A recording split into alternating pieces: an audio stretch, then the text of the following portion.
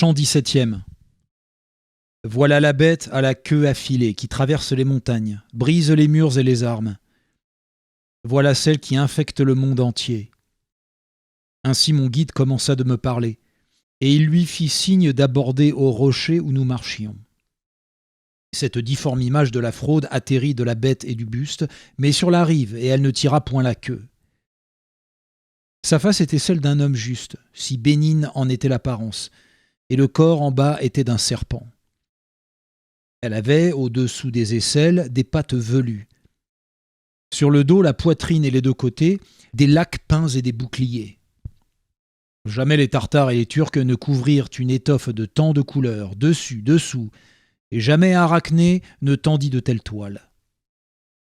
Comme quelquefois les barques stationnent sur le rivage, parties dans l'eau, parties à terre, et comme chez les Allemands gloutons, le castor se dispose pour sa chasse, ainsi la bête mauvaise s'étendait sur le bord des rochers qui enserrent le sable. Elle aiguisait sa queue dans le vide, tordant en haut la fourche vénéneuse, armée de dards comme celle du scorpion. Le maître dit « Il convient que maintenant notre route se détourne un peu vers cette méchante bête couchée là. » Pour cela nous descendîmes à droite, et fîmes 10 pas le long du précipice pour éviter le sable et les flammes.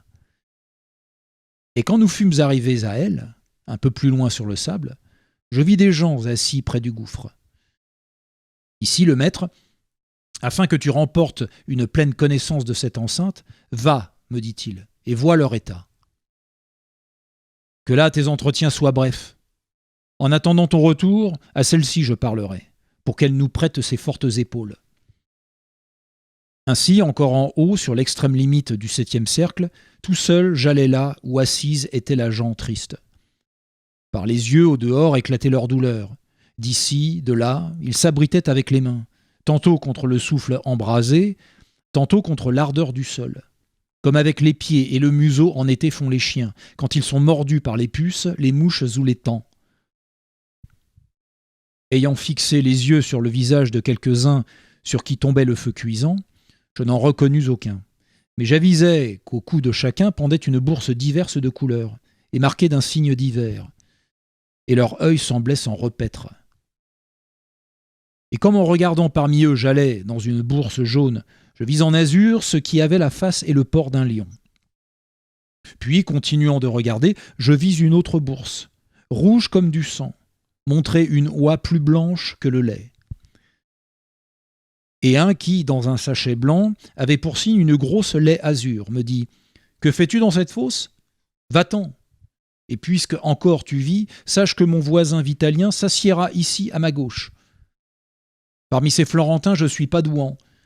Souvent ils m'assourdissent les oreilles, criant « Vienne le cavalier souverain qui apportera la bourse aux 3 becs !» Ensuite il tordit la bouche et tira la langue, comme un bœuf qui lèche ses naseaux. Et moi, craignant que rester plus longtemps me courrouçât celui qui m'avait averti de peu m'arrêter, je m'éloignai de ces âmes misérables. Je trouvai mon maître qui déjà était monté sur la croupe de l'horrible animal. Il me dit « Maintenant, sois fort et hardi. On descend désormais par cet escalier. Monte devant. Je veux être au milieu, pour que la queue ne te puisse faire de mal. » Tel que celui qui est si près du frisson de la fièvre carte, que déjà ses ongles sont pâles et qu'il tremble à l'attente seule du froid. Tel devins-je après ces paroles. Mais ce qu'elles avaient de menaçant m'inspira cette honte qui, devant un maître intrépide, rend un serviteur courageux. Je m'assis sur ses larges épaules. Et comme je voulus dire « Soutiens-moi », la voix ne vint pas ainsi que je croyais.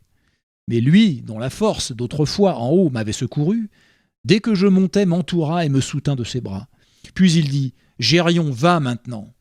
Que les cercles soient larges et que la descente soit douce. Pense à la charge nouvelle que tu portes. » Comme d'un lieu étroit sort la nacelle, peu à peu reculant, ainsi de là il sortit. Et lorsqu'ensuite il se sentit tout à fait libre, où était la poitrine, il tourna la queue, et allongeant celle-ci, comme une anguille, il se mut, avec les pattes ramenant l'air à soi.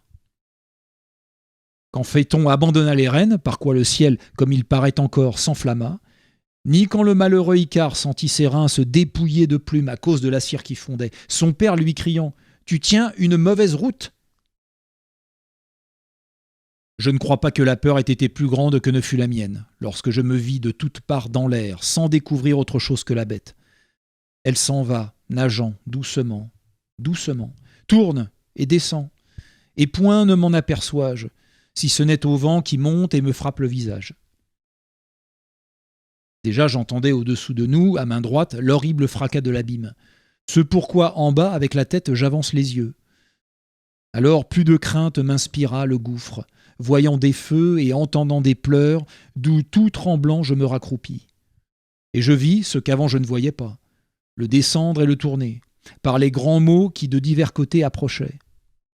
Comme le faucon qui, sans voir ni leurre ni oiseau, ayant longtemps volé, fait dire au fauconnier « Hélas, tu baisses !» Descend fatigué de là où, agile, il décrivait sans cercle, et triste et chagrin se pose loin du maître. Ainsi dans le fond, au pied de la roche escarpée, nous déposa Gérion, et de nous, s'étant déchargé, s'éloigna comme la flèche de la corde.